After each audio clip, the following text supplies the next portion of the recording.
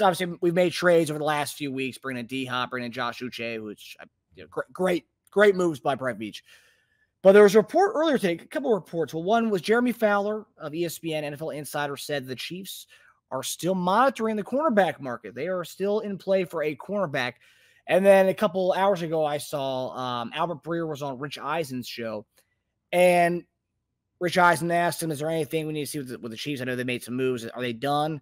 He was like, I wouldn't say they're done yet. And he says that he could see us going for another receiver, another offensive weapon. Obviously speculation. I don't know if he's heard anything, but he is an insider. He's been an insider for a while, so maybe he's hearing some stuff. But that's a shock to me. Cornerback, I could see that based on the injuries we've had. But receiver, I feel like we're good with the D-Hop thing. And that obviously everything we heard a couple weeks ago was that that was the last move we were going to make for receiver was the D-Hop thing. But I mean, if that happens, then I'll take another weapon. But JD, when you hear all this stuff, obviously Brett Veach is going all in for this three-peat, making sure we're shored up at all these positions. Of all the positions that we're talking about cornerback, we're talking potentially another receiver. Is it smart for Brett Veach to target cornerback instead of other positions potentially? Because I'm hearing some Chief fans want us to go get another left tackle. They want us to bring in Donovan Smith. They want to sign a Donovan Smith or Bakhtiari or trade for another left tackle. Are you, of the positions that we potentially could go after, where do you stand on that?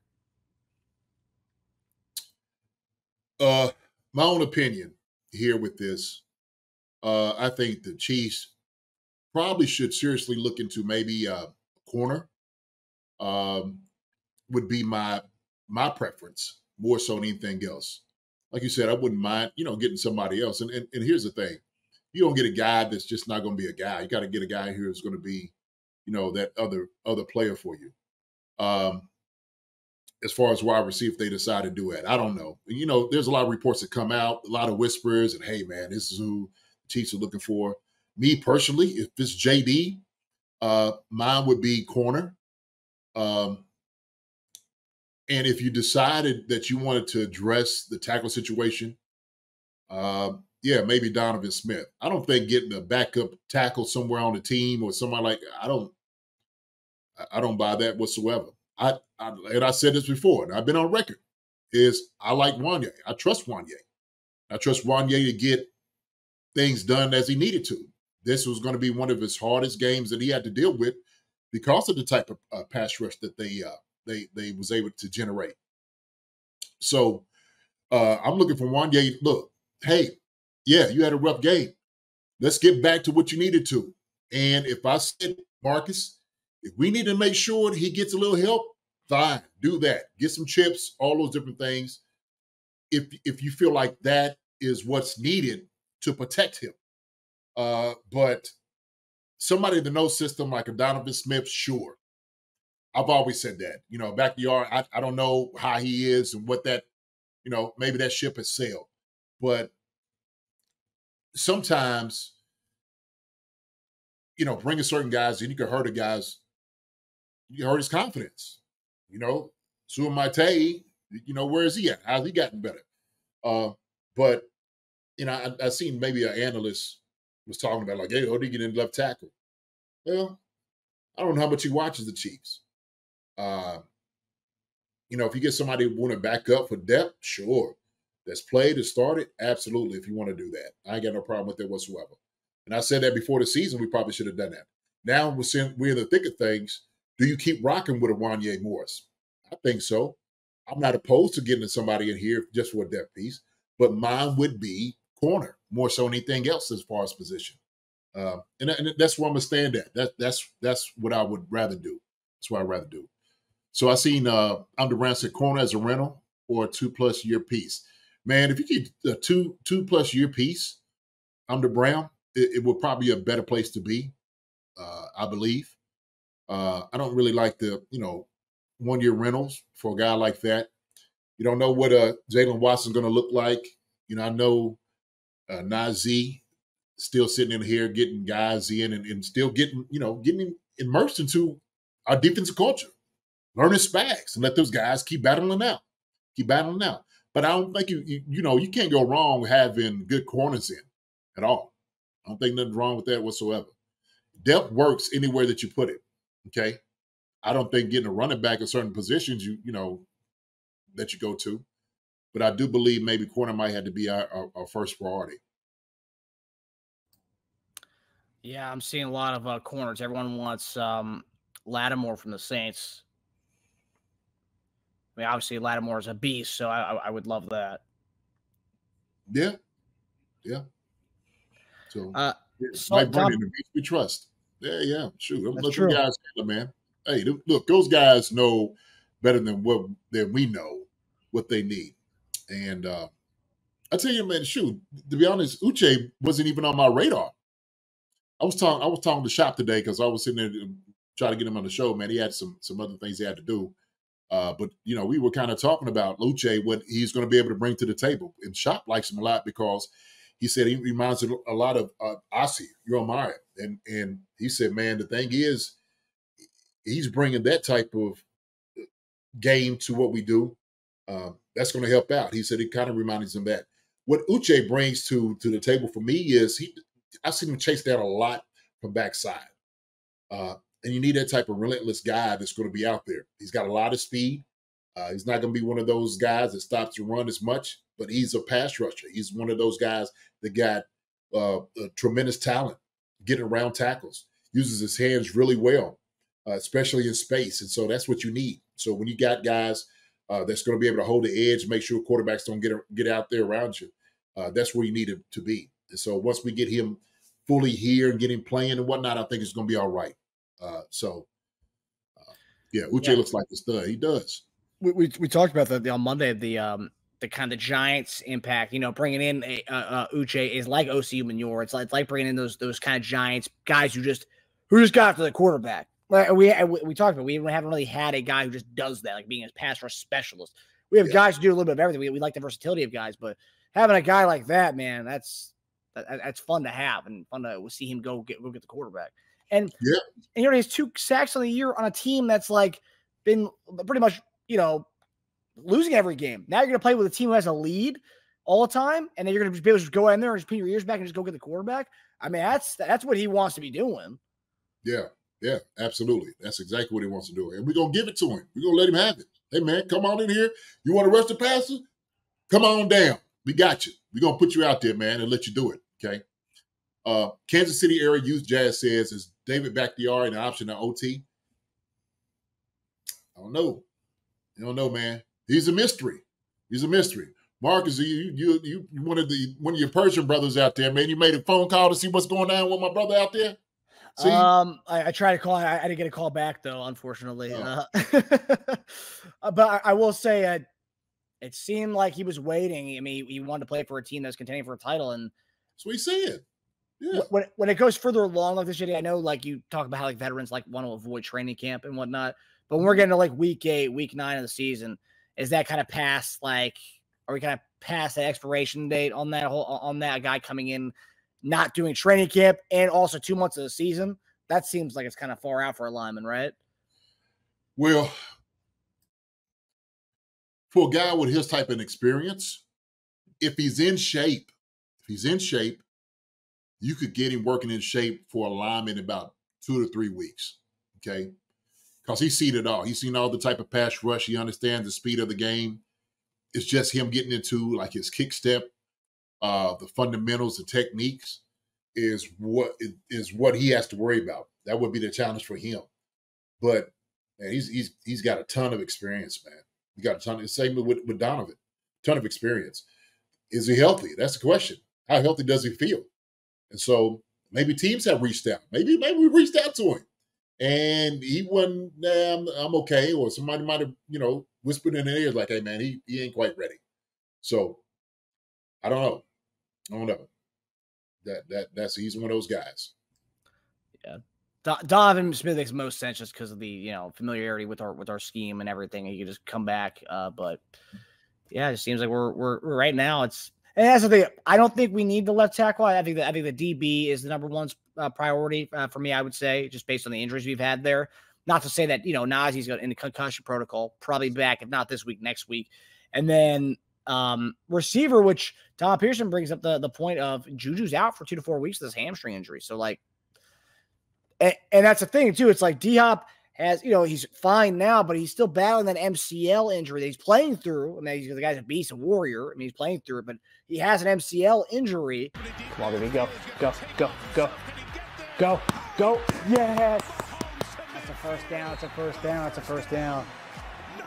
This football season, I'll be putting down normal sodas like Coca-Cola for Olipop. Olipop offers a healthier alternative with its low sugar content and natural ingredients. Olipop is more than just a drink. It's a wellness companion that supports your digestive health.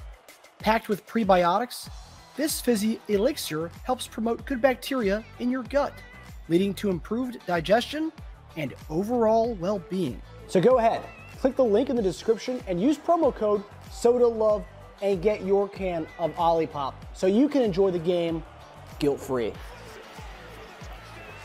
Go Chiefs. Use the promo code SODALOVE for 15% off now. He's playing through, and it's like, God forbid anything happens to him, that receiver room is extremely thin for the next 2 to 4 weeks. So I wouldn't mind if they did go for another receiver. Obviously, it's not going to be a big name, but I wouldn't mind because that receiver room is very thin. And I think Albert Breer, when he was talking to Rich Eisen, he also mentioned that with the injury we had to Hollywood, with the injury we had to Rashee Rice, it pretty much like poo-pooed our plans for the receiver room this year. So at this point, it's like, you know, do you bring in another veteran? I know Rich Eisen was trying to say the Chiefs should go get Mike Williams, who you've been trying to say we should get for a while. I don't know.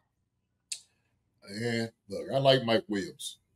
But here's this is what you can contend with. Okay, if we're betting and banking on guys getting back, or how much we're using D-Hop, still got Worthy, still got McCole Hardman, still got Watson, still got the tight ends who do a very good job. And really, to be honest with you, if you got 4 or 5 solid receivers, you should be fine. You should be fine. How we utilize them is probably the difference in what we see, right? That's the difference. Plus, we're talking about practice squads guys, Remigio, Ross, right? Montreal Washington brought those guys as support. I think we have enough at that position until Juju gets back. This stretch, that's why I said I'm not worried about us being perfect, Marcus. Tampa Bay, who's hurt, okay? Tampa, who we play on Monday, they're down bad right now. Their 2 starting receivers are out. They're throwing to Cade Ottman. They're getting him the ball. Jalen McMillan is a young guy who he can't carry the weight. Sorry. Very talented receiver. We were talking about him probably getting him in the later rounds, but it is what it is. He's not a very fast guy, but he's the one carrying the weight for him out down there. And so after that, you got the Broncos. Broncos been playing a decent job, but we can beat the Broncos.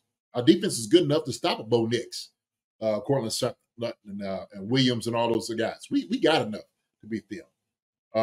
And then the Bills, okay, which I believe that Juju probably will be back by the Bills game, okay? I think he'll be back by that time. We got enough to beat them too, okay? Those will probably be the ones you have to worry about. If you set him out that game, fine. It's a toss-up with us, as far as the Bills. I think we still have a much better team without having a Juju there. Then you got the Panthers. Panthers, we know they down bad as well. So I ain't really worried about them. So when you start looking at the games and this stretch that we have, we should be all right. We should be fine. We should be fine, competing because especially how good our defense is playing. Uche helps out. We're talking about a minute who getting back, okay, which is going to help out. We should be fine in this stretch. That's how I feel. And also, too, Tampa, you bring up Tampa's team. And I'll say this, too. Everyone wants to complain about our receiver room. But Tampa's playing last 2 weeks. They played without Mike Evans and Chris Godwin, and they're one of the highest scoring offenses in the league. And last week, they put up a good number on Atlanta, and they're playing with McMillan, a rookie. They're playing with Sterling Shepard, an older vet. They're playing with K-Dot, who's maybe on the same level as Noah Gray. And he's their starting guy. So it's like, teams can do this, and I trust our offense. Patrick Mahomes and our weapons, because I think our weapons are better than Tampa Bay's weapons, and yet they're putting up about 34 points a game offensively. And that's without Mike Evans and Chris Godwin over the last 2 weeks. So, I think that right there, just bringing them up, JD, that just shows you if they can do it with their weapons, then we can do it with the weapons we have in our room. So it's just look at other offenses in the league. I mean, those guys aren't playing with much on their side, and yet they're still putting up good points on their team. Well, we still got good running backs. We still got great tight ends. We still got good wide receivers. So, like I said, we have enough. And we got a great defense. So, G-Pick says Tampa Bay should be an easy game, but KC better not overlook them. We ain't overlooking anybody, G-Pick, and I agree with you. I don't think those guys are going into the game to overlook them. We understand any given Sunday, we don't overlook anybody. I don't care who they are. And so the same thing with the Panthers, whoever else that we had to play against. We understand that turnovers and not getting the right things will get you beat in this league. Everybody's getting paid to win. So that's what it will be. But we will not overlook these guys. I can guarantee you that. So New said, you need O-line, dude. Jason, a quarterback can't pass on your back. No, he cannot. But what we can do is give the O-line, the tackle, some help. If we're thinking that the problem is the left tackle, give him help. It's easy to do. We'll find a way to get it done. Wanye has enough good reps in him. He's a good enough tackle to get those things done, especially these next few weeks. So I'm not worried about that whatsoever. If they weren't able to get through with San Fran, he did a good job with them. Vegas, obviously, we gave up something on that. We didn't want to. But you got to go into the game knowing we're going to give him a little help, whether he likes it or not. Chip.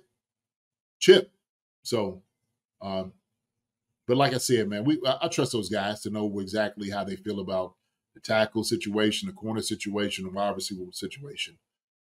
We could talk about it all day, man. But I do believe, for my own opinion, where I stand, it is about the corner. Yeah, I'd agree. Jalen Watson, I didn't think we talked about this year. We didn't know who's going to step up in the cornerback 2 spot, and he really, man, he dominated. It's unfortunate to see his season end so early, but he really dominated, man. Oh yeah. Sasha makes a great point. Baker is impressive by elevated talent. Mahomes is undefeated, elevating talent. Absolutely. 2-tier different of quarterbacks. Baker Mayfield down here, Patrick Mahomes up here, and there's a wide gap margin in between those two. Marcus, you see my face? That's where we are with him and Baker. And Baker doesn't look like the same dude that's throwing touchdowns, does it?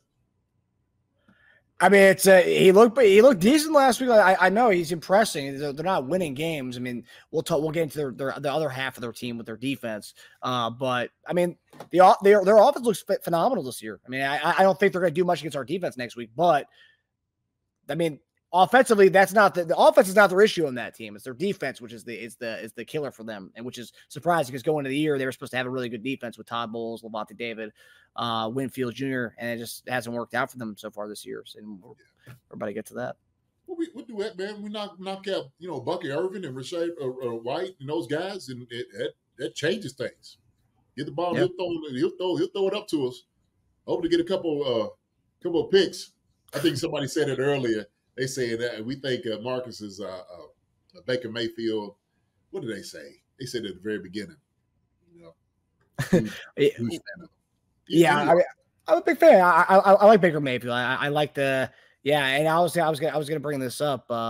G-Pick, this will be Mahomes Mayfield rematch from college days, 56-49. One of my favorite games ever. That 2016 game, October 22nd. Mayfield, I'm looking at the stats here. Mayfield, 545 yards passing, 7 touchdowns.